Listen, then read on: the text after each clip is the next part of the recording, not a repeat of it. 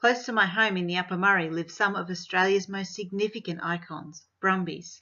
National Parks and Wildlife Services estimate 6,000 wild horses roam the mountains and plains of the Snowy Mountains. However, they are not native animals and have been accused of damaging the alpine environment, particularly around waterways and wetland habitats. Therefore, a large-scale cull has been called for to bring the population down to 600. I chose this project because the Snowy Mountains area is a unique environment that should be preserved for the health and well-being of all species that make their home there. The photos in this presentation attempt to document the beauty of the Snowy Mountains environment and the necessity of preserving it. To maintain the pristine alpine environment, it is essential that the population of all species remain sustainable. To research this project, I primarily used Google searches. This proved problematic as the issue is controversial with emotions on both sides running high. Therefore, most resources available were emotive newspaper articles with little or no scientific data. However, these searches, along with links from other sites, brought up the following pages.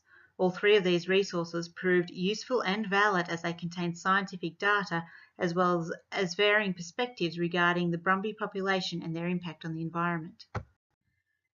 The size of the Brumbie population and their impact on the environment must be clearly understood prior to calling for a large-scale cull. NPWS state that 6,000 Brumbies inhabit the Snowy Mountains and current management methods are not keeping pace with the estimated population growth rate. Scientists believe that this growing population is causing damage to waterways as well as plant loss and erosion caused by grazing. This damage would cause the loss of habitat for many native species, particularly those around wetlands. However, these claims have been refuted. Lonsdale et al. Found the estimated population as well as population growth estimates to be unreliable.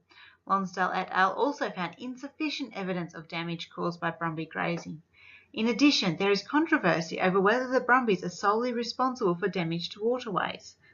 Feral pigs also live in the Snowy Mountains and are known for their love of water, while horses have a natural aversion to it. Therefore, it is reasonable to assume pigs may be responsible for much of the damage to waterways. The impacts of a cull must also be seriously considered prior to acting. While a cull would negate the negative impacts of Brumbies, there is not enough research on these negative impacts to quantify how a cull would improve the health of the Snowy Mountains environment. Reducing the Brumbie population to 600 would reduce genetic diversity and cause inbreeding. This would lead to poor herd health and increased risk of disease spread to domestic horses and other species. A cull could also lead to a build-up of Brumbie carcasses, providing food for feral predators and causing a spike in their populations, which would place native wildlife at risk. In conclusion, it is evident that further research is required.